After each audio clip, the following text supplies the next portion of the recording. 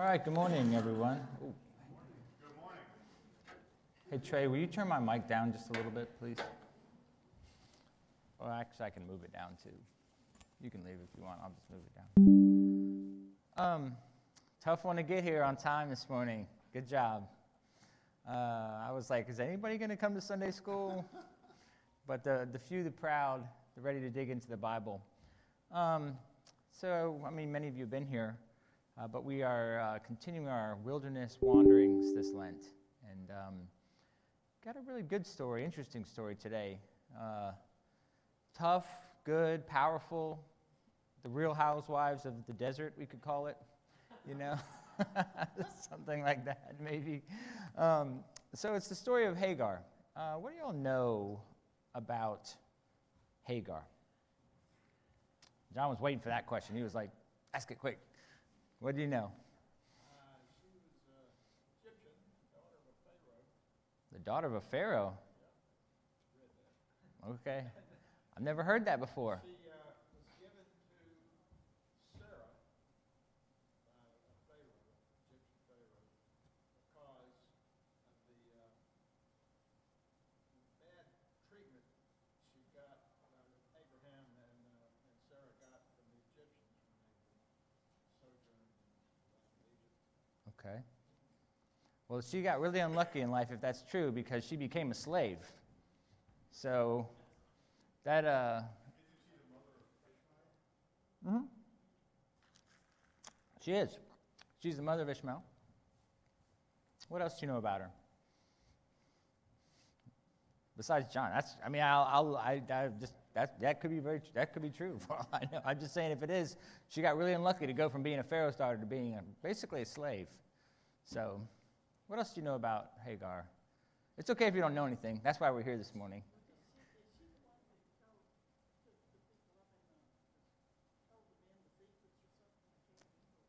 No. Told them what? No, it's okay. Oh, exactly. Yes, that's the right story. That's right. Yeah, so Hagar, and there's so many ways I was going to go about this, but the story itself I knew wasn't going to be one that is kind of on the forefront of people's minds, so really we're just going to go through the story together. And in the process of that, just stop me if you have comments or questions as we kind of dig into the story a bit. But first, as usual, context, right? So Abram and Sarai, not Abraham and Sarah yet, right? Abram and Sarai are the covenant people that God chooses to kind of be the ones to bless the world through, right? And part of that being a blessing to the world has to start with being able to have your own kind of place in the world. And so God comes to Abram and Sarai, I'll probably say that wrong about 100 times until she becomes Sarah later, and when the covenant's kind of solidified, and says, going to make a great people of them, which includes the land, the promised land, and descendants, and all of these things. And that's sort of the promise that God makes to them, right? And we know that part of the story. All right. And so what happens, though, is like so many other times, and this happened if you were here when we talked about Moses, is kind of having the ability to be patient, right? And not take things in your own hand. But ultimately, the story of God and Abram, and then Abraham, and God's family, the beginning of God's family, it's really a story about trust, right? It's a story about trust. It's a constant back and forth between God and Abram and Sarah and all of the people, eventually Isaac, and eventually Jacob, and eventually Ishmael, and Hagar, all of the characters of the story. It's a question of trust. And as being human, they don't always do so well with trust, right? And so in the story, we'll get into it, but the problem with trusting in God's promises is that God doesn't fulfill God's promises on our timeline, right? And in our ways.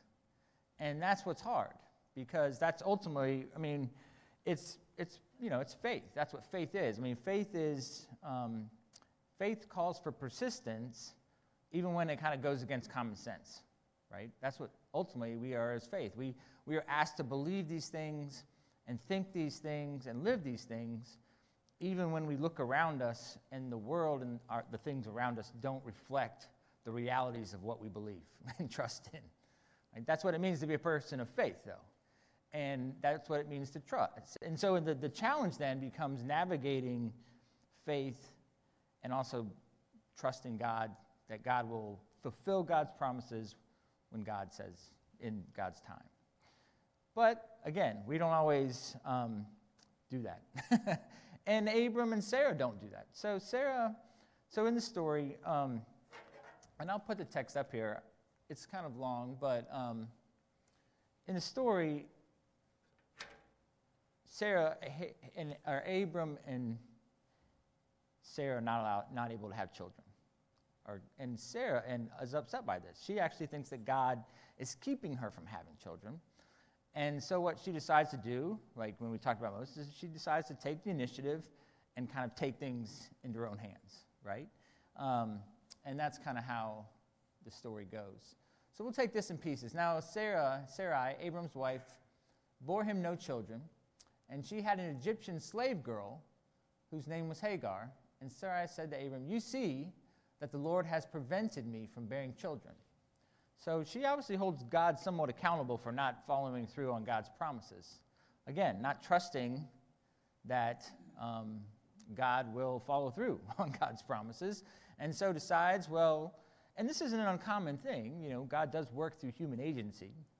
And so she says, maybe she's thinking, and this is something we'll get into a bit, because Hagar is sometimes vilified, or not Hagar, Sarah is sometimes vilified in this story, and sometimes held up as not doing anything wrong.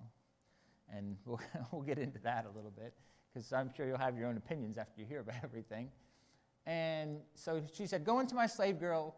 It may be that I shall obtain children by her." So takes matters into her own hands and doesn't want to be patient. And she's probably thinking too, God has promised, and if you read through the story carefully, it's evident in the story that God sort of makes this promise and this deal with Abram at first. And I can imagine if you're Sarah and you have not been able to have children, or Sarai, God has promised offspring, but not necessarily by her, right? So possibly this is on her mind. And she's like, well, okay, maybe we need to make something happen here. And so what she does is she does this. And so she takes this initiative and she sort of forces Hagar to be with Abraham. Now, one thing people often overlook in this story is that Hagar does become a wife to Abram, right? And it is a distinction, and it's important.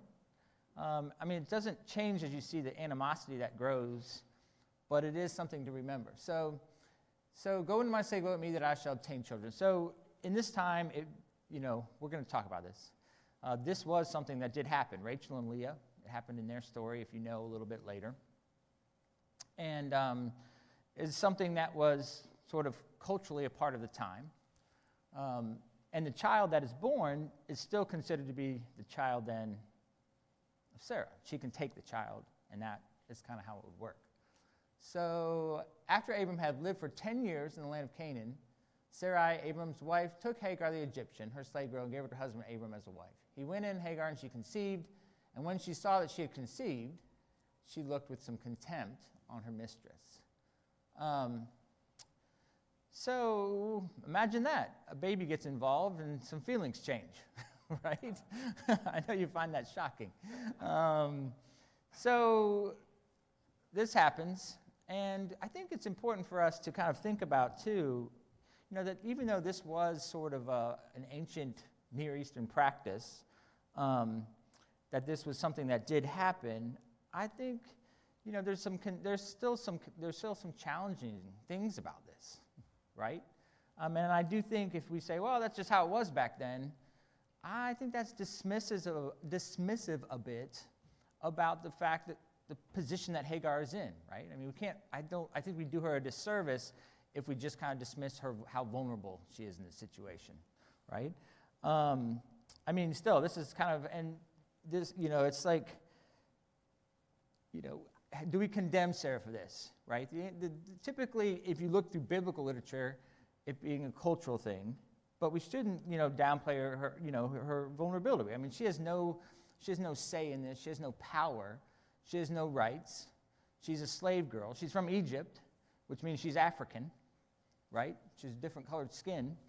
So think about the parallels of that, even in our world today. People that have no rights, no power, unwantingly married or given off to older men as a younger woman.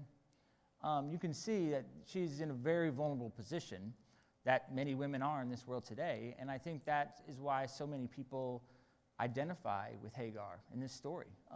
Minorities and people oppressed and people who are overlooked and people who are used for their body or for whatever reasons that richer other people who own them want to use them for. And so it's a challenging concept to think about. And so I think we can hold both in the sense that we can say that this was something that did happen in the biblical time, but we can also hold up that Hagar is in a vulnerable position that shouldn't be dismissed or overlooked, which in my way is a good thing that we can hold those in balance. But it's also important that we look at Hagar like that because it makes even more powerful her story about how she's able to respond and live her life and what she does, right? And so, just something to keep in mind. And so, again, this is how this thing goes. And Abram, he goes along with it. He's in, non-ruffle with the feathers husband mode, I guess. Because he's just and he went and said, and he's just he's like, okay, well, you go ahead.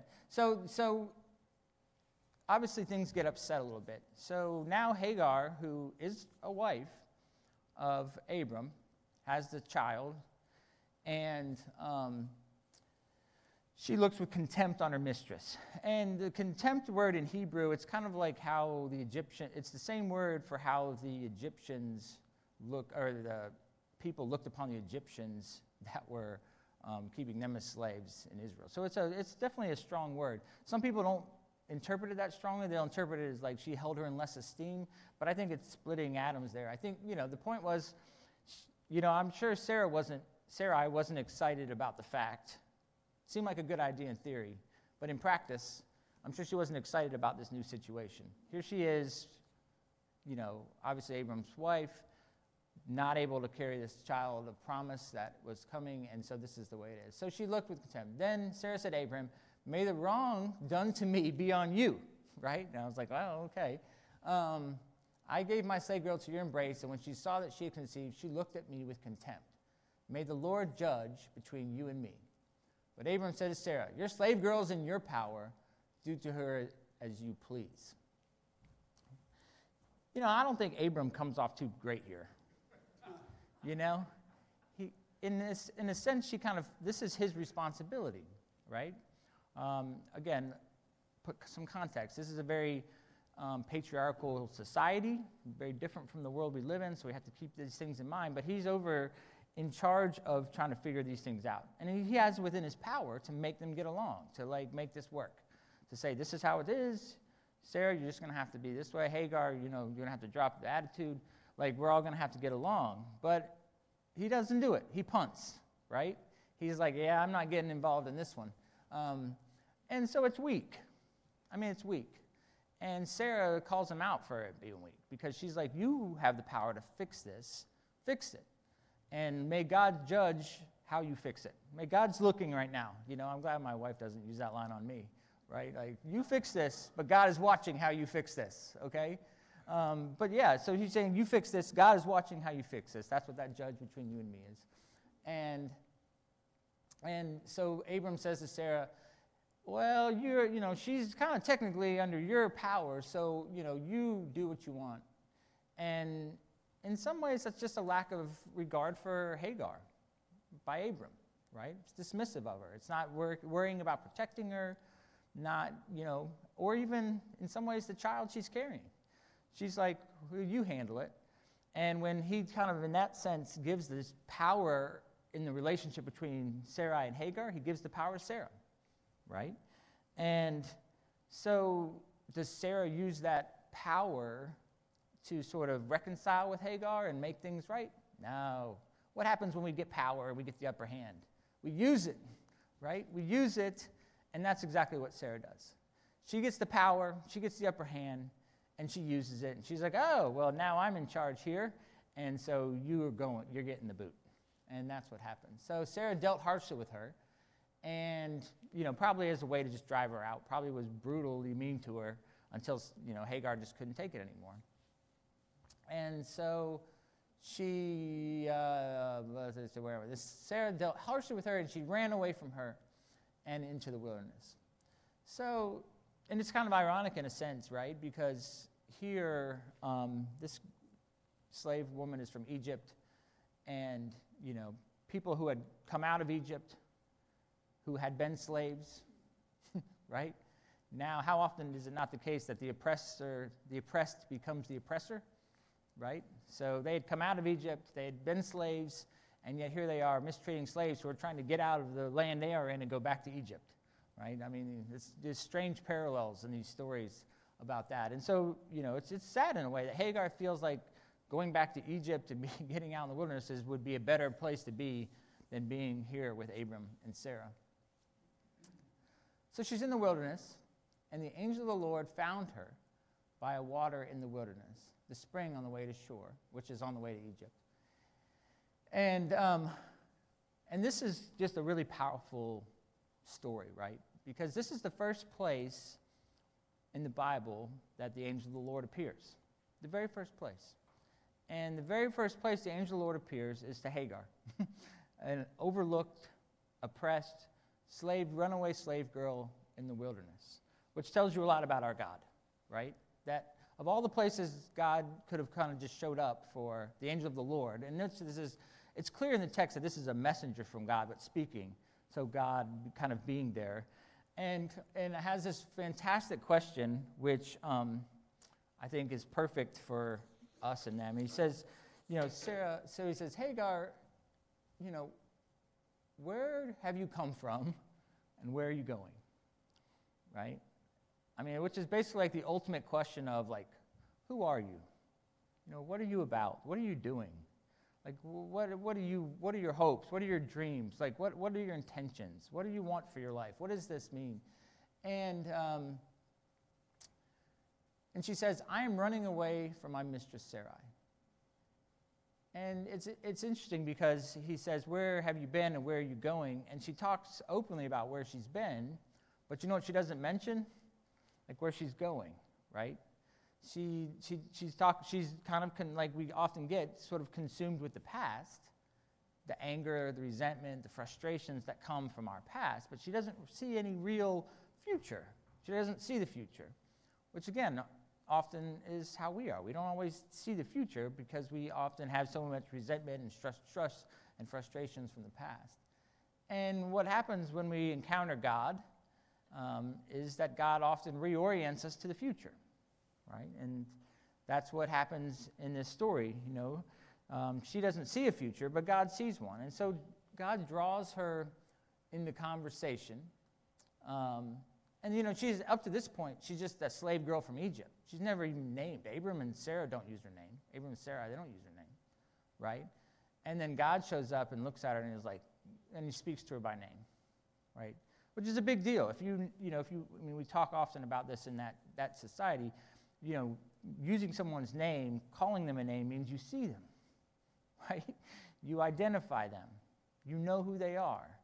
And Sarai and Abram, not worried about identifying her, knowing who she was, seeing her as a human being.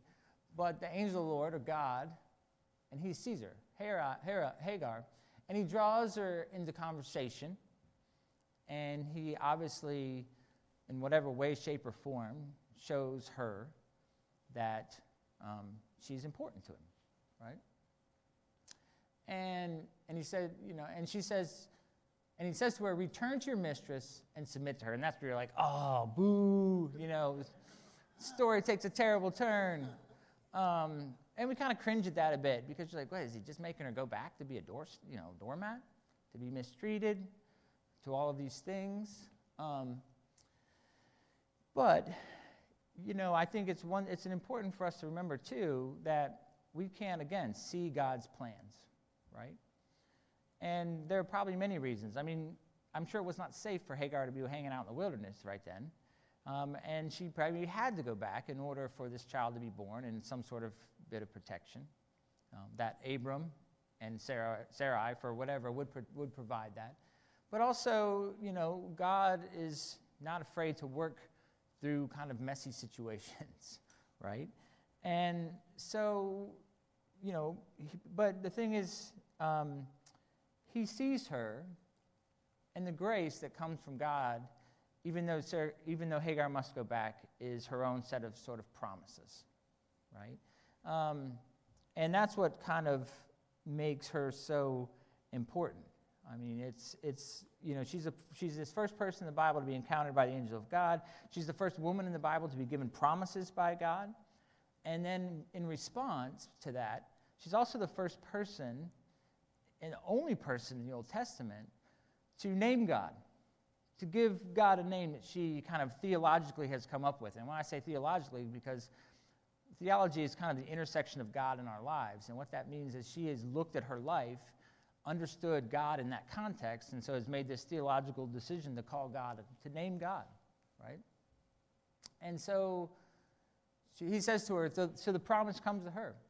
Return your mistress, submit to her. We're like, that's the bad part. No. But then the angel of the Lord also says to her, I will so greatly multiply your offspring that they cannot be counted for a multitude. And the angel of the Lord said to her, now you have conceived, and you shall bear a son, and you shall call him Ishmael, for the Lord has given heed to your affliction, and he shall be a wild ass of a man. I think that's what the angel of the Lord said to my mom when I visited her as well. With his hand against everyone, and everyone's hand against him. And if you know the story of Ishmael, he lives and is raised in the wilderness. And what that means is he goes to and from, right? He's not living sort of encampment with, and you might have one in your life that lives kind of encamped and this and that. You might have a wild ass of a child who is just out there doing what they want and being all over the places. But different children, different ways.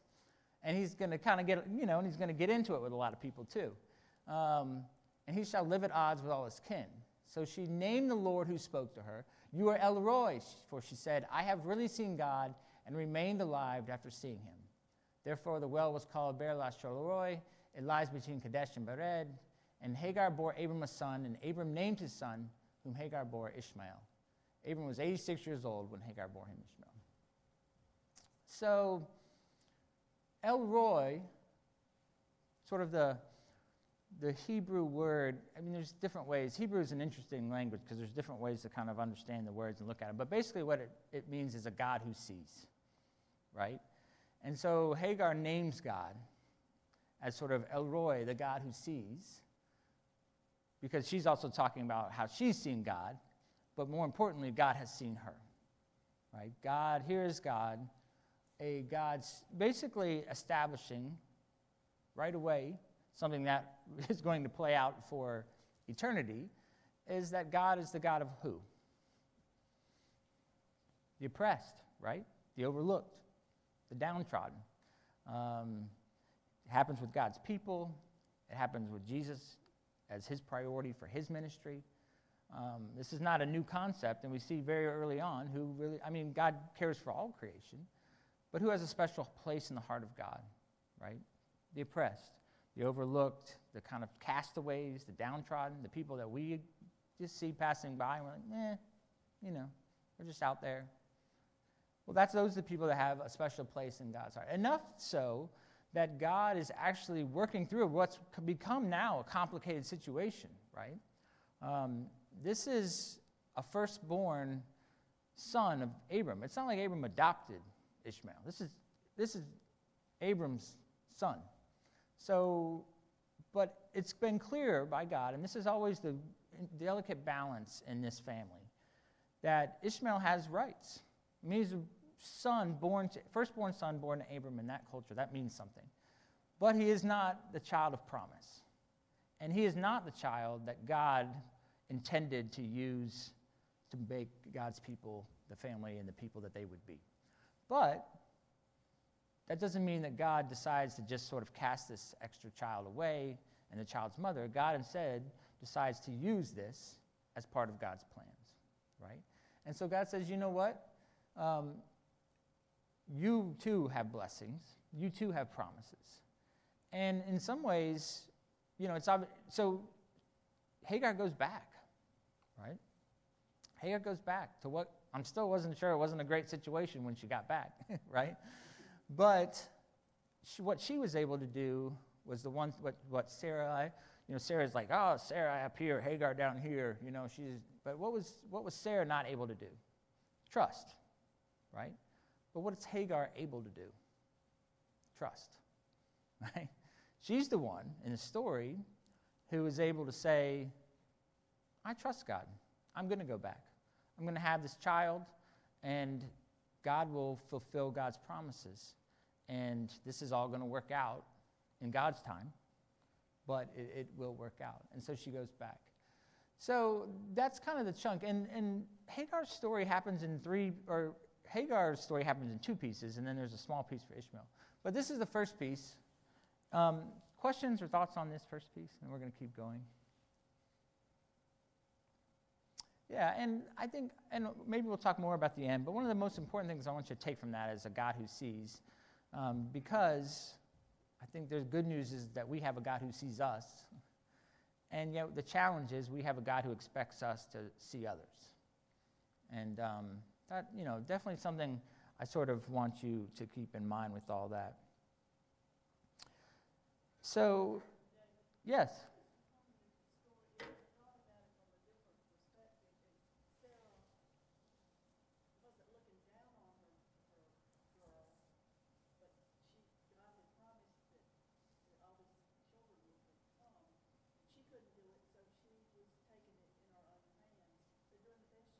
Yeah, and there's definitely a train of thought, and that is an upheld train of thought. The question was, was Sarah not looking down on her, but just trying to using her initiative to do the best she could in the situation, because she knew that there were children promised, and they were getting old, and children had not shown up, the children that had been promised.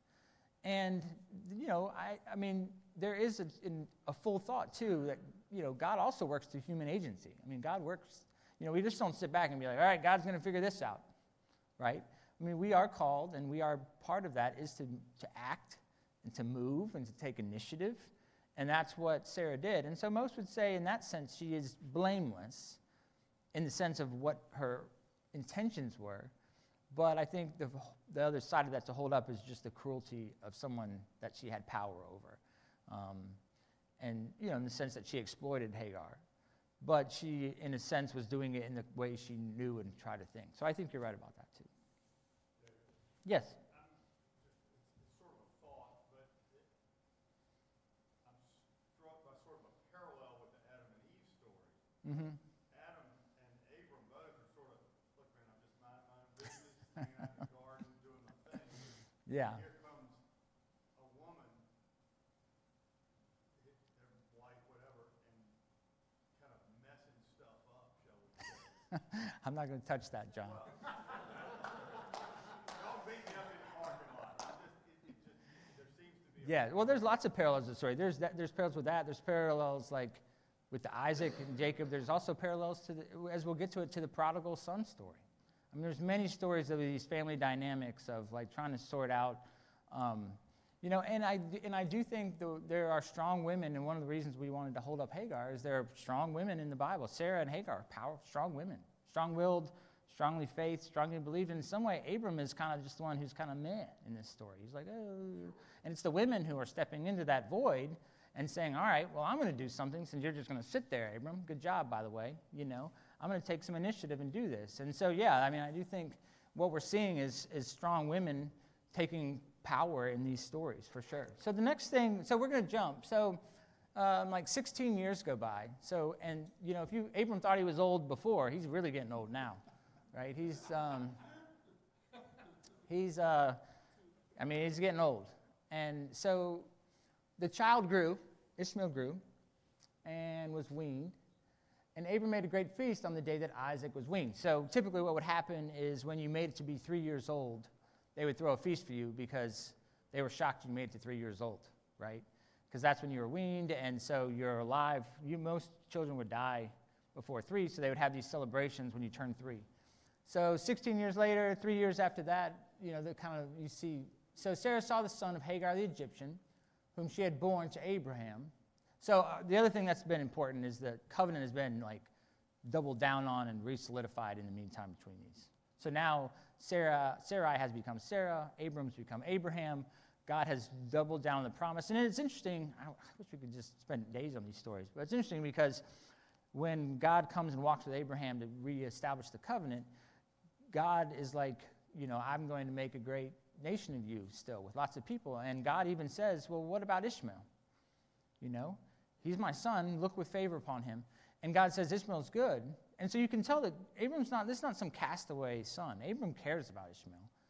And God says Ishmael's going to have his own people, which he does, and we can get to that hopefully. But he's still not where the promise is coming through. And so anyway, the story goes on. And now at this point, that covenant that Sarah and that child are going to be the gift. So she says to Abraham, but she's these things, again, she's still not having the child. Now she's seeing Ishmael gotten older, and, she's still frustrated by the situation. Obviously, they have not reconciled to some degree, or she feels threatened. There's a firstborn son here. Abraham at this point is very wealthy, has a lot of stuff, and she's maybe starting to think about, how's this going to work out? When we have Ishmael here, but we also have Isaac, and, the stuff usually goes to the firstborn, and you start thinking about these things, and they work on your heart and your mind. And so she says to Abraham, cast out the slave woman. Now, this is a wife of Abraham, and she's still calling him the slave woman, which shows you exactly how Sarah still feels and how they still are looking at Hagar, or at least how Sarah's looking at Hagar. Can't speak for Abraham. But Sarah still just sees her, yeah, I know she's your wife, but she's really just that slave girl. So cast out the slave woman with her son, for the son of this slave woman, she just keeps doubling down on that. She wants to, you hearing what I'm saying? Slave woman, shall not inherit along with my son Isaac.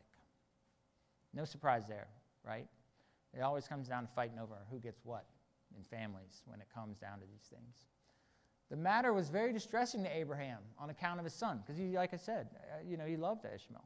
It was his son. He found this very upsetting because he recognized him as a son and loved him. And he said, but God said to Abraham, do not be distressed because of the boy and because of your slave woman. Whatever Sarah says to you, do as she tells you. For it is through Isaac that offspring shall be named after you.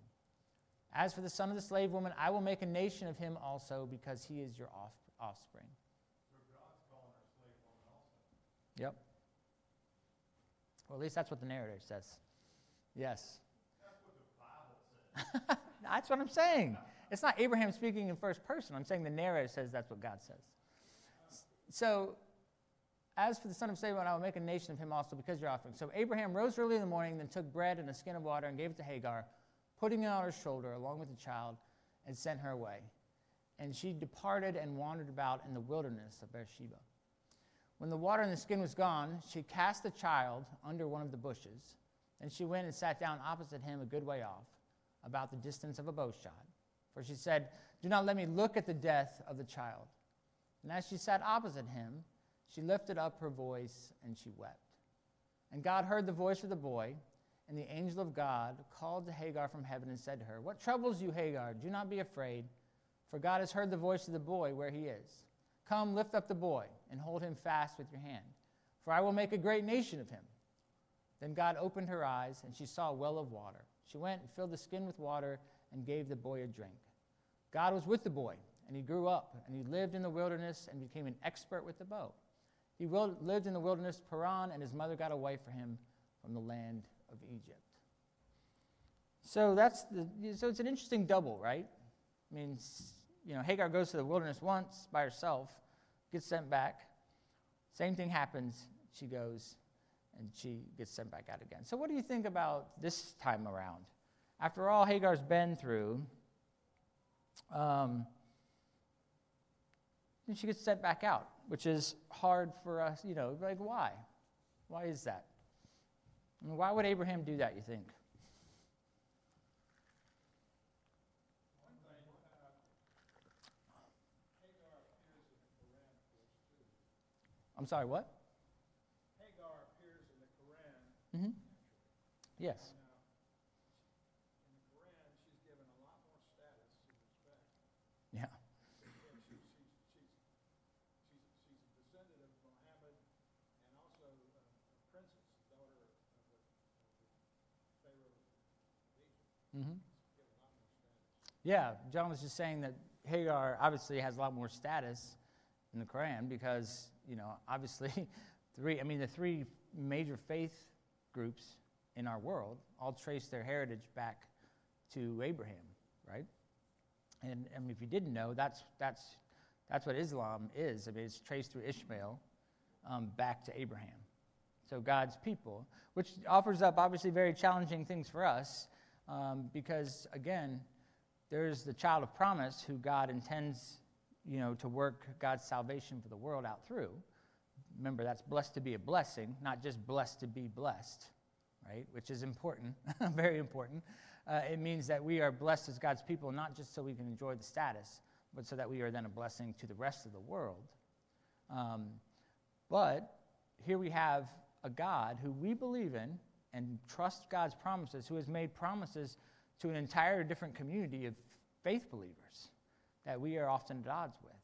And I do think that's something we have to take seriously as people who believe in God, right? I mean, you can't undo God's promises, and God had made promises to Hagar that through Ishmael there would be a great people, a great nation. And there's a great nation of Muslims in this world, right? And, we consider them mostly like in the Middle East, but I think like 85% of Muslims live outside the Middle East. I mean, it's a large number. And so we have to think carefully about how we interact with our fellow God believers, whether that be... Aren't you conflating making a great nation of people with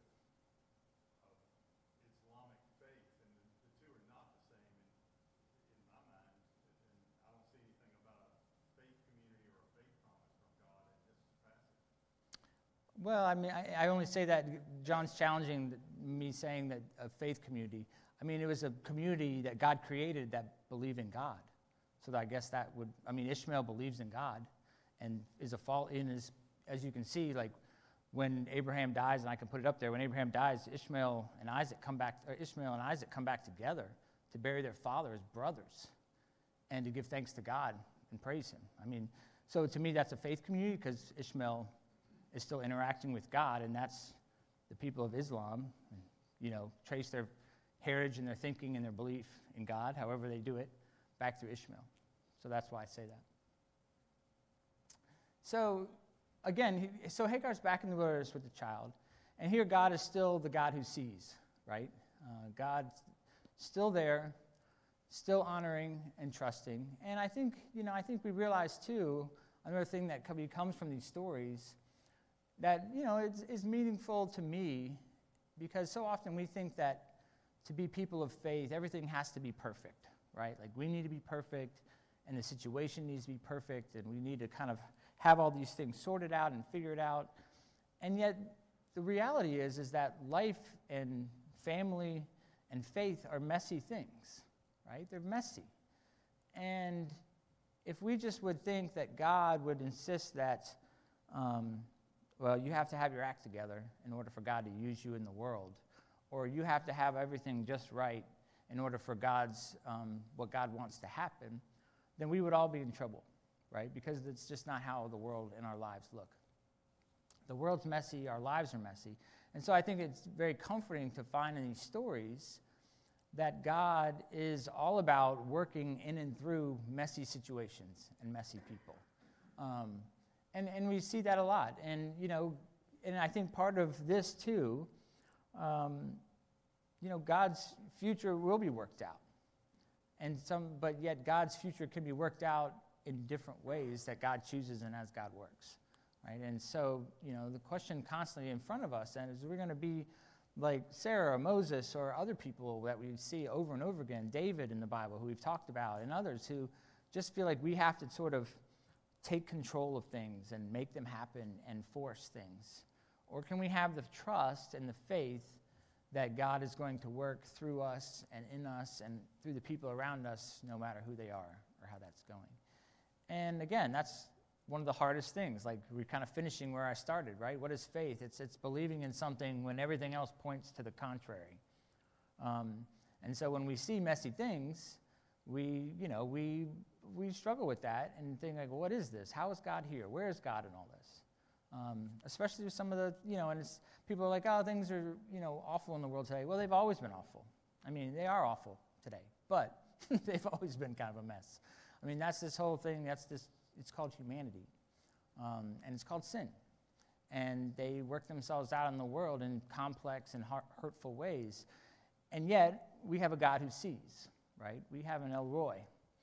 We have a God who sees in the midst of all of that, who sees us and who sees other people, and who then is able to work through that. And I find that comforting. I hope you do.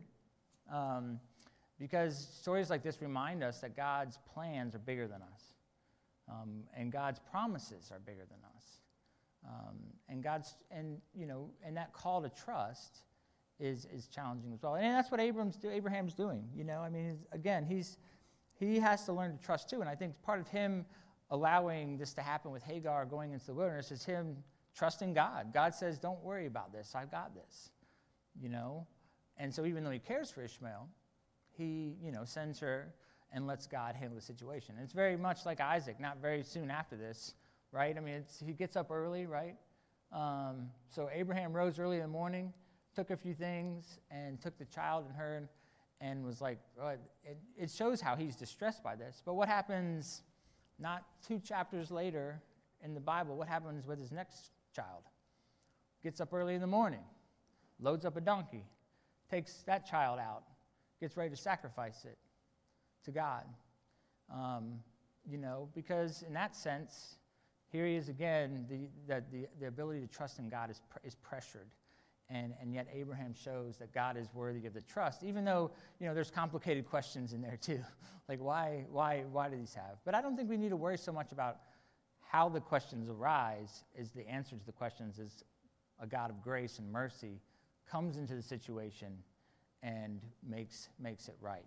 And that's comforting, but it also is hard because, waiting is hard. I mean, Sarah and Abraham wait basically their whole lives for God. And you're like, could you imagine, you're like, God, can you get on with this when I'm in my 30s and I have the energy for kids? Right? But that's just not how God works. We've talked often about it in here or in sermons, the difference between kind of chronos and kairos, right? I mean, chronos, you can imagine, is like the time that we work on. It's like, your watch. And kairos is a biblical term for more like God's time. And it's like how things happen in the fullness of time, God's time, right? And we want to run our lives and even our faith on chronos.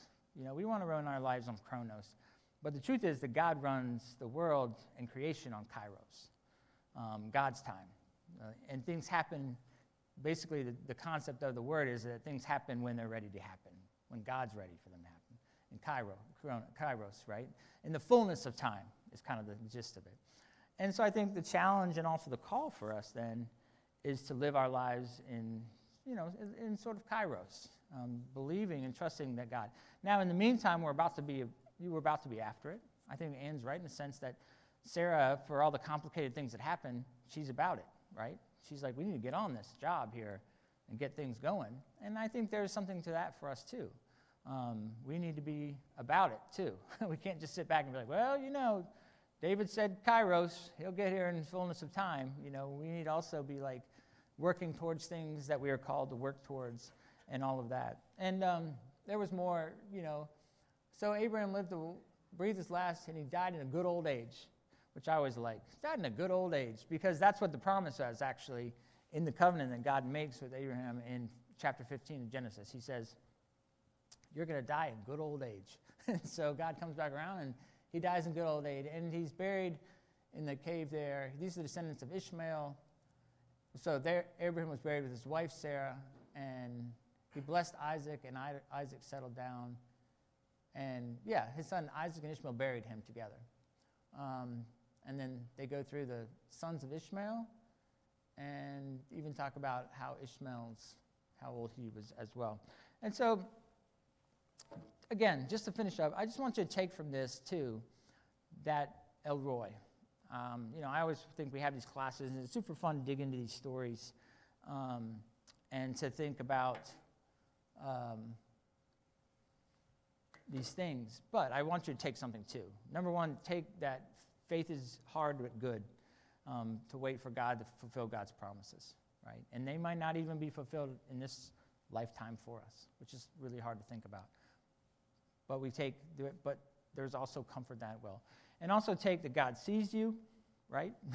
And also take that God wants you to see other people, especially overlooked, oppressed, cast out, those who we so often think to ourselves, that's just them, right? Those are the people God sees, and the people that God wants us to see as well. All right, great. So let's close with prayer. Gracious God, you do see, and we give thanks to you that you are a God who sees us and who hears us, so we can take comfort in the fact that no matter what is going on in our lives or the world around us, you come and you hear for us, you comfort us, and your presence is always close by. Help us to give us eyes to see others and hearts to care for those around us, and also give us the patience, Lord, to trust you, to know that you fulfill your promises in your time, and that we are important parts of the process of living out your people in this world, and that we are in line with Abraham, called blessed, but to be a blessing to others. Help us to be that blessing each and every day of our lives. In Christ's name we pray. Amen. All right, thanks everyone. And we'll